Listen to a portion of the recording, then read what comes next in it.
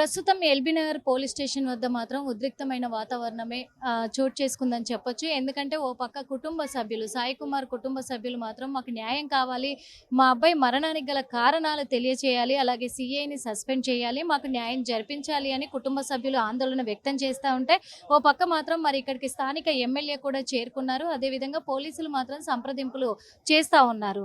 ఈ ఉద్రిక్తమైన వాతావరణంలో కుటుంబ సభ్యులను పరామర్శించడానికి, అలాగే ఏం జరిగిందనే కోణంలో తెలుసుకోవడానికి కూడా ఇక్కడికి చేరుకున్నారు. టీఆర్ఎస్ ఇన్ఛార్జ్ ఎల్బీనగర్ ఇన్ఛార్జ్ నరేష్ చేరుకున్నారు. మరి మనతో పాటే ఉన్నారు. ఏం చెప్పారు అసలు కుటుంబ సభ్యులు, వాళ్ళని ఏం తెలుసుకునే ప్రయత్నం చేశారు అడిగి తెలుసుకుందాము. ఈ రోజున పోలీస్ శాఖలో అంటే పోలీస్ శాఖ అంటేనే రాష్ట్రానికి వాళ్ళొక సెక్యూరిటీగా సైనికుల్లా పనిచేస్తూ ఉంటారు. అలాంటిది ప్రతి చోట పోలీసుల వల్లనే ఈరోజు ప్రాబ్లమ్స్ క్రియేట్ అవుతా ఉన్నాయి. అలాంటిది పోలీసులకు కూడా ప్రాబ్లమ్స్ క్రియేట్ అవుతున్నాయి. ఈరోజు కానిస్టేబుల్ ఒక వృత్తిపరంగా ఉన్నతమైన స్థాయిలో తను ఉన్న వ్యక్తి, అలాంటిది తనకే రక్షణ లేకుండా పోయింది. మా అబ్బాయి ఈరోజు మాకు దూరం అవ్వడానికి గల కారణము పోలీస్ డిపార్ట్మెంటే, ఎల్బీనగర్లో ఉన్నటువంటి పోలీస్ స్టేషన్లో ఉన్నటువంటి సిఐఏ కారణం అని చెప్తా ఉన్నారు. పేరెంట్స్ దగ్గరికి వెళ్ళారు. ఏం చెప్పారు? మేము పేరెంట్స్తో మాట్లాడడం జరిగింది. అక్కడ ఉన్నటువంటి వారితో సంప్రదింపులు చేయడం జరిగింది. ఏమంటా ఉన్నామంటే, నిన్న రాత్రి 12:30కు సాయి అనే వ్యక్తి కానిస్టేబుల్ ఇక్కడ ఆత్మహత్య చేసుకుంటే పలు అనుమానాలు తాగదీసే విధంగా పోలీసులే ఇన్వెస్ట్ చేయాల్సినటువంటి వారు, తప్పు చేస్తే పోలీసులే ప్రశ్నించే అటువంటి వాళ్ళు పోలీస్ స్టేషన్లే అనుమానాలు తావెత్తే విధంగా ఈరోజు కనబడతా ఉన్నాయి. కాబట్టి కుటుంబ సభ్యులు అడిగిన వాటికి వాళ్ళు సమాధానం చెప్పాల్సిన అవసరం ఉంది. మిగతా ఎవరూ కాదు. వాళ్ళు ఏమంటా ఉన్నారు, 12:30కు చనిపోతే మాకు 3:30కి ఎందుకు ఇన్ఫామ్ చేసిర్రు, మేము వచ్చేంత వరకు బాడీని ఎందుకు కదిలిచ్చిర్రు, ఎందుకు హాస్పిటల్ ఇసుకపోయారు, ఎందుకు మార్చికి తరలించారు, ఎందుకు పోస్ట్ మార్టం నిమిత్తం పంపించారు, ఈ అనుమానాలకు ప్రశ్నలకు సమాధానాలు ఏంటి అని దాని మీద వాళ్ళు కుటుంబ సభ్యులు వాళ్ళు మాట్లాడుతూ ఉన్నారు. వాళ్ళు అడిగిన ప్రశ్నలకు సమాధానం చెప్పకుండా ఎంతసేపటికి వాళ్ళు వీళ్ళు వచ్చి మాట్లాడుతూ అంటే కాదు కదా. ఇంతకుముందు కూడా మేము పలు సందర్భాల్లో మా రక్షణ సేన పార్టీ నిజంగా కానిస్టేబుల్ స్థాయి లాంటి వారికి చాలా పని ఒత్తిడి ఉంది, వాళ్ళ మీద ఒత్తిడి భారం తగ్గించాలి, వారికి కావాల్సినటువంటి ఉద్యోగ సదుపాయాలు అంటే నోటిఫికేషన్లు వేయాలి, ఉద్యోగాలు పెంచాలని చెప్పి ఎన్నోసార్లు మేము మన దిలుసులో నిరుద్యోగ దాని మీద మేము కొట్టడం జరిగింది. అదే ఏదైతే మేము చెప్పినామో, ఏ అనార్థాలు జరుగుతాయని చెప్పినామో అదే జరిగినట్టుగా కనబడతా ఉంది. పని ఒత్తిడి తట్టుకోలేక ఆత్మహత్య చేసుకుంటా ఉన్నారు. వాళ్ళ ఫ్యామిలీలో వారి రక్తం రావడం జరిగింది. దీనికి ఏం తప్పేముంది, మనం పోలీసులమే కదా, పోలీసులు జరిగింది కదా, ఒక నిజ నిర్ధారణ కమిటీ వేసుకోవాలి. డీసీపీ స్థాయి వ్యక్తితో నిజ నిర్ధారణ కమిటీ వేసుకొని దానికి ప్రూవ్ చేయాల్సిన అవసరం ఉంది. ఆ తర్వాత ఎందుకు ఏమైంది అనేది సీసీ కెమెరా ఫుటేజ్లు మీడియాకు కానీ పబ్లిక్ చేయాల్సిన అవసరం ఉంది.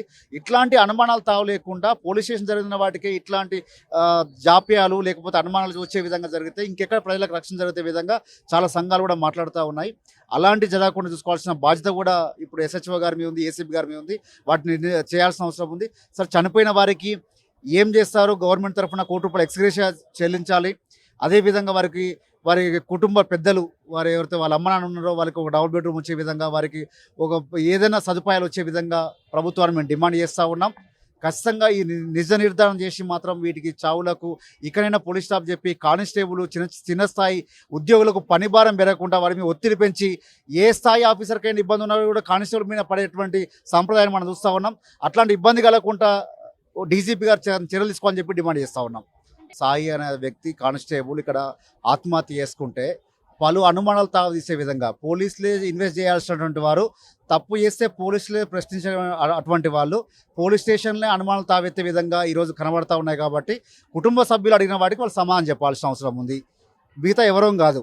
వాళ్ళు ఏమంటా ఉన్నారు, 12:30కు చనిపోతే మాకు 3:30కి ఎందుకు ఇన్ఫామ్ చేసిర్రు, మేము వచ్చేంత వరకు బాడీని ఎందుకు కదిలిచ్చిర్రు, ఎందుకు హాస్పిటల్ ఇసుకపోయారు, ఎందుకు మార్చికి తరలించారు, ఎందుకు పోస్ట్ మార్టం నిమిత్తం పంపించారు, ఈ అనుమానాలకు ప్రశ్నలకు సమాధానాలు ఏంటి అని దాని మీద వాళ్ళు కుటుంబ సభ్యులు వాళ్ళు మాట్లాడుతూ ఉన్నారు. వాళ్ళు అడిగిన ప్రశ్నలకు సమాధానం చెప్పకుండా ఎంతసేపటికి వాళ్ళు వీళ్ళు వచ్చి మాట్లాడుతూ అంటే కాదు కదా. ఇంతకుముందు కూడా మేము పలు సందర్భాల్లో మా రక్షణ సేన పార్టీ నిజంగా కానిస్టేబుల్ స్థాయి లాంటి వారికి చాలా పని ఒత్తిడి ఉంది, వాళ్ళ మీద ఒత్తిడి భారం తగ్గించాలి, వారికి కావాల్సినటువంటి ఉద్యోగ సదుపాయాలు అంటే నోటిఫికేషన్లు వేయాలి, ఉద్యోగాలు పెంచాలని చెప్పి ఎన్నోసార్లు మేము మన దిలుసులో నిరుద్యోగ దాని మీద మేము కొట్టడం జరిగింది. అదే ఏదైతే మేము చెప్పినామో, ఏ అనార్థాలు జరుగుతాయని చెప్పినామో అదే జరిగినట్టుగా కనబడతా ఉంది. పని ఒత్తిడి తట్టుకోలేక ఆత్మహత్య చేసుకుంటా ఉన్నారు. వాళ్ళ ఫ్యామిలీలో వారి రక్తం రావడం జరిగింది. దీనికి ఏం తప్పేముంది, మనం పోలీసులమే కదా, పోలీస్ స్టేషన్ జరిగింది కదా, ఒక నిజ నిర్ధారణ కమిటీ వేసుకోవాలి. డీసీపీ స్థాయి వ్యక్తితో నిజ నిర్ధారణ కమిటీ వేసుకొని దానికి ప్రూవ్ చేయాల్సిన అవసరం ఉంది. ఆ తర్వాత ఎందుకు ఏమైంది అనేది సీసీ కెమెరా ఫుటేజ్లు మీడియాకు కానీ పబ్లిక్ చేయాల్సిన అవసరం ఉంది. ఇట్లాంటి అనుమానాలు తావలేకుండా పోలీస్ స్టేషన్ జరిగిన వాటికి ఇట్లాంటి జాప్యాలు లేకపోతే అనుమానాలు వచ్చే విధంగా జరిగితే ఇంకెక్కడ ప్రజలకు రక్షణ జరిగే విధంగా చాలా సంఘాలు కూడా మాట్లాడుతూ ఉన్నాయి. అలాంటి జరగకుండా చూసుకోవాల్సిన బాధ్యత కూడా ఇప్పుడు ఎస్హెచ్ఓ గారి మీద ఉంది, ఏసీపీ గారి మీద ఉంది. వాటిని చేయాల్సిన అవసరం ఉంది. సార్, చనిపోయిన వారికి ఏం చేస్తారు? గవర్నమెంట్ తరఫున ₹1 ఎక్స్‌గ్రేషియా చెల్లించాలి. అదేవిధంగా వారి కుటుంబ పెద్దలు, వారు ఎవరైతే వాళ్ళ అమ్మ నాన్న ఉన్నారో వాళ్ళకి ఒక డబుల్ బెడ్రూమ్ వచ్చే విధంగా, వారికి ఒక ఏదైనా సదుపాయాలు వచ్చే విధంగా ప్రభుత్వాన్ని మేము డిమాండ్ చేస్తూ ఉన్నాం. ఖచ్చితంగా ఈ నిజ నిర్ధారణ చేసి మాత్రం వీటికి చావులకు ఇకనైనా పోలీస్ స్టాఫ్ చెప్పి కానిస్టేబుల్ చిన్న స్థాయి ఉద్యోగులకు పని భారం పెరగకుండా వారి మీద ఒత్తిడి పెంచి ఏ స్థాయి ఆఫీసర్కైనా ఇబ్బంది ఉన్నా కూడా కానిస్టేబుల్ మీద పడేటువంటి సంప్రదాయం మనం చూస్తూ ఉన్నాం.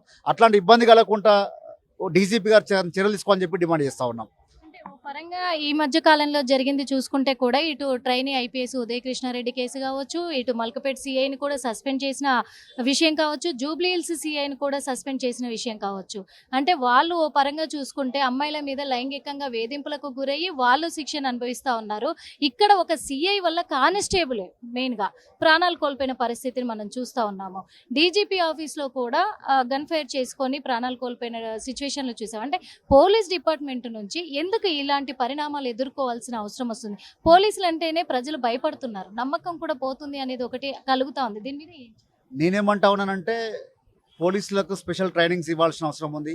పని భారం లేకుండా వాళ్ళు కూడా సమాజంలో ఉన్నటువంటి వారు కాబట్టి వారికి 10 గంటలు 12 గంటలు అర్ధరాత్రి ఎప్పుడైనా అట్లాంటివి చేసినప్పుడే ఇలాంటి ఫైరింగ్ కానివ్వండి, లేకపోతే కానివ్వండి, చనిపోవడం కానీ ఇవన్నీ జరుగుతూ ఉన్నాయి. కాబట్టి నేను ఒకటే డిమాండ్ చేస్తా ఉన్నాను డీజీపీ గారిని, ఏ ఉద్యోగులైనప్పటికీ కూడా మీరు ప్రభుత్వం ఎవరైతే మీ ప్రభుత్వ ఉద్యోగులు ఎవరైతే ఉన్నారో కానిస్టేబుల్ కాంచి డీజీపీ దాకా కూడా మీరు ప్రజల్లో ఒక నమ్మకాన్ని క్రియేట్ చేసినట్టు వాళ్ళు మీని అనుమానం వచ్చే విధంగా తావునీయకుండా ఈ సమస్య పరిష్కారం చూపిస్తే బాగుంటుంది. డీసీపీ గారు వచ్చి మాట్లాడుతున్నారు అక్కడ. వారే ఒక ముందస్తుగా మా పోలీస్ స్టేషన్ జరిగింది, సీసీ కెమెరాలు ఉంటాయి, మా దగ్గర అన్నీ ఉన్నాయి, ప్రూఫ్స్ ఉన్నాయి, మేము మీడియా సాక్ష్యం బయట పెడతాం, మీడియా ద్వారా చెప్తామని చెప్పి వారే ముందు వచ్చుంటే బాగుంటుండే. ఒక ఇంట్లో వేరే ఇంట్లో ఎవరైనా జరిగితే ఆ రకంగా తీసుకుపోయి డైరెక్ట్గా పోస్ట్ మార్టం పంపిస్తా అంటే ఒప్పుకుంటున్నా ఇదే పోలీస్ స్టేషన్ ఒప్పుకునేది కాదు కదా. అట్లాంటి అనుమానాలు ఉన్నప్పుడు, అనుమానం లేకపోయినప్పుడు ఇబ్బంది ఏం లేదు. ఫ్యామిలీకి అనుమానం ఉన్నప్పుడు వాళ్ళు నివృత్తి చేయాల్సిన అవసరం డెఫినెట్గా ప్రభుత్వం మీద ఉంటుంది, ఈ పోలీస్ ఆఫీసర్ల మీద ఉంటుంది. కాబట్టి అది జరిగేంత వరకు కూడా మేము ఖచ్చితంగా పట్టుబడతాం, వారికి న్యాయం జరిగేంత వరకు వారి వెంట నిలబడతాం. ఖచ్చితంగా కూడా, ఎందుకంటే బాధిత కుటుంబానికి న్యాయం జరిగేంత వరకు వాళ్ళకు అండగా నిలబడుతుంది టీఆర్ఎస్ ఎప్పుడైనా కానీ అని చెప్తూ ఉన్నారు. పోలీసులు అంటే కానిస్టేబుల్ల స్థాయిలో ఉన్న వాళ్ళకి ఎంత అన్యాయం జరుగుతుంది అని చెప్పేసి కూడా మొన్నటి వరకు మేము పోరాటం జరిగింది. దానికి పరిణామంగా ఈరోజు ప్రాణాలు పోయిన కానిస్టేబుల్నే మనం చూస్తూ ఉన్నాము. కాబట్టి వాళ్ళ హక్కులపైన, వాళ్ళ ప్రమోషన్లపైన, వాళ్ళ హోదాకు తగ్గ ఉద్యోగాల పట్ల కూడా మేము ఎప్పుడు పోరాడుతూనే ఉంటాము. ఇక్కడ సాయి కుమార్కి జరిగినటువంటి అన్యాయాన్ని, ఆ కుటుంబానికి జరిగిన అన్యాయాన్ని ఖచ్చితంగా కూడా పోలీసులు మాత్రము దానికి తగ్గట్టుగా వాళ్లకు నష్టపరిహారాన్ని చెల్లించాలి, కుటుంబాన్ని ఆదుకోవాలి, కుటుంబానికి అండగా ఉండాలి. ఇంకొకటి, సాయి కుమార్ మరణం పట్ల ఉన్నటువంటి అనుమానాలను క్లియర్ చేయాల్సిన బాధ్యత పోలీస్ డిపార్ట్మెంట్ మీద ఉంది 100%. ఆ బాధ్యత వాళ్ళు తీసుకోవాలి.